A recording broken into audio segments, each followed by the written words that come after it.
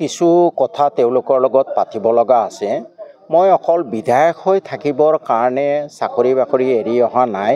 মই ভাবোঁ বিধায়ক হৈ থাকিলে সকলো মানুহৰ প্ৰতি ন্যায় কৰিব পাৰিব লাগিব, মানুহৰ সমস্যা সমাধান কৰিব লাগিব। আজি এই বাঘবৰ সমষ্টিত আপোনাৰ বৈদ্যুতিকৰণ বা পকী ৰাস্তা হৈছে যদিও, শিক্ষাৰ কিছু সমস্যা সমাধান হৈছে যদিও আটাইতকৈ ডাঙৰ সমস্যা তিনিটা আছে। এটা হ'ল এই অঞ্চলৰ মানুহৰ কাৰো মাটিৰ পট্টা নাই। মই যদি ৰজাঘৰীয়া বিধায়ক হৈও মানুহক মাটিৰ পট্টা দিব নোৱাৰোঁ, তেনেকুৱা বিধায়ক হোৱাৰ মোৰ ইচ্ছা নাই।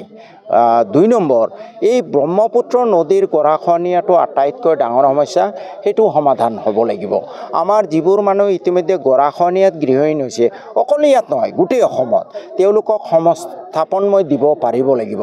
যদি এই মূলতঃ তিনিটা কাম, এটা হ'ল মাটিৰ পট্টা, এটা হ'ল নদীৰ গৰাখহনীয়া সামগ্ৰিকভাৱে নিয়ন্ত্ৰণ, আৰু এটা হ'ল নদীৰ গৰাখহনীয়াত গৃহহীন মানুহক সংস্থাপন দিয়ে, এই তিনিটা কাম কৰিবলৈ যদি সুযোগ পাওঁ, কংগ্ৰেছৰ পৰা ইলেকশ্যন খেলাৰ কাৰণে মোৰ কোনো ধৰণৰ দ্বিমত নাই।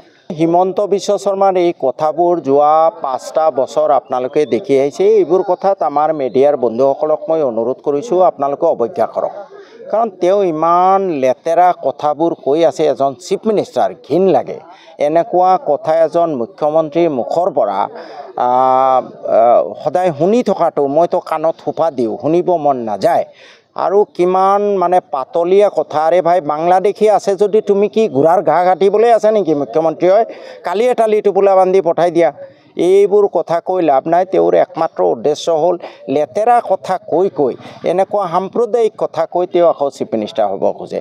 আৰু আমাৰ দুৰ্ভাগ্য যে আমাৰ এই শংকৰ আজানৰ দেশখনত আজি আমিবোৰো, হিন্দু মুছলমানবোৰো বিচলিত হৈছোঁ। আমি তেওঁলোকৰ এই লেতেৰা ৰাজনীতিবিদৰ লেতেৰা কথাবোৰ শুনি আমিও বিচলিত হৈছোঁ। এইটো আটাইতকৈ ডাঙৰ কথা। আজি হিমন্ত বিশ্ব শৰ্মাই যি ধৰণে নৌটংকীমূলক কথাবোৰ কৈ আছে, তেওঁতো কেতিয়াবাই ৰাইজে মানে এই আপোনাৰ হেৰিৰ নিচিনা, বাংলাদেশৰ শ্বেখ হাছিনাৰ নিচিনা কেতিয়াবাই খেদিব লাগিছিলে, নাই খেদা দেখোন। এতিয়াও বহুতে জিন্দাবাদ দি থাকে। লেতেৰা কথা, এইবোৰ বেয়া কথা। নিউজ ক'তো নবজাব। উচ্ছেদ বন্ধ কৰিবলৈ আচলতে দল সংগঠনে কেনেকুৱা ধৰণৰ পদক্ষেপ লোৱা উচিত? এতিয়া একমাত্ৰ ৰাস্তা হ'ল কোৰ্ট, আদালত। বাকী এইবোৰ ৰাজনৈতিক নেতাবোৰে গৈ কিবা অলপ ৰিলিফ দিছে, কিবা অলপ এদিন প্ৰটেষ্ট কৰিছে, দিজ আৰ মিনিংলেছ। যদি কোনোবা ৰাজনৈতিক দলে, কোনোবা সংগঠনে প্ৰকৃতপক্ষে এওঁলোকৰ কাৰণে কিবা কৰিব খোজে, সেইটো হ'ল যে কোৰ্টত যোৱা। আৰু পাৰ্মানেণ্ট চলিউশ্যন কৰিবলৈ হ'লে যিসকল ৰাজনৈতিক নেতাই গৈ এতিয়া ঘৰিয়ালৰ চকুলো টুকি আছে, তেওঁলোকে কথা দিয়ক। এই মানুহখিনিক কোনো ৰিলিফ নালাগে, তেওঁলোকে গৈ কথা দিয়ক, আমাৰ চৰকাৰ আহিলে আপোনালোক সকলোকে পাত্তা দিম। এইটো কওক না, কওক। আজি ইমান ডাঙৰ ডাঙৰ নেতা তাত গৈ আছে, দেখি আছোঁ। কোনোবাজনৰ মুখৰ পৰা শুনিছেনে যে আমি চৰকাৰ হ'লে আমি পাত্তা দিম?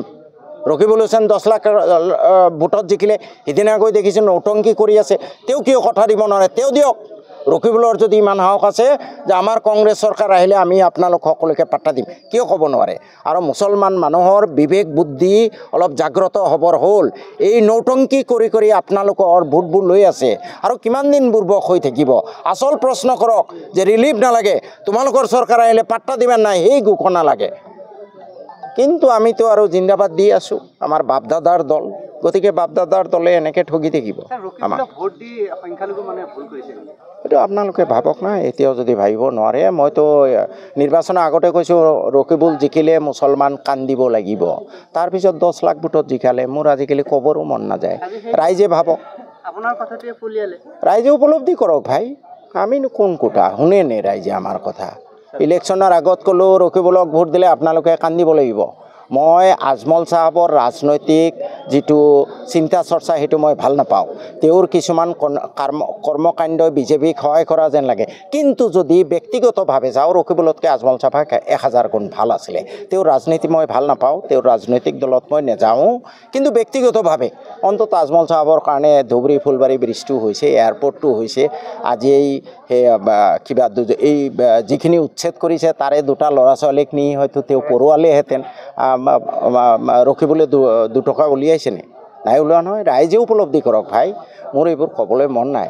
ইলেকশ্যন আগত ইমান গালো বালো চব খোলা কাটি তাল হ'ল যে ৰকিবুল জিকিলে কান্দিব লাগিব বৰপেটাত এইটো কি আছিলে কংগ্ৰেছৰ দিব্যায়ন মই ক'লোঁ যে আমাৰ CPMক ভোট দিয়ক CPMে 83-79 চনৰ পৰা আমাৰ কাৰণে বহুত ত্যাগ কৰিছে কিন্তু মনোৰঞ্জনে দেখোন চিকিউৰিটি ফৰফিট হ'ল গতিকে ভাই এইবোৰ ৰাইজে বুজক মোৰ এইবোৰ বেছি ক'বলৈ মন নাযায় এতিয়া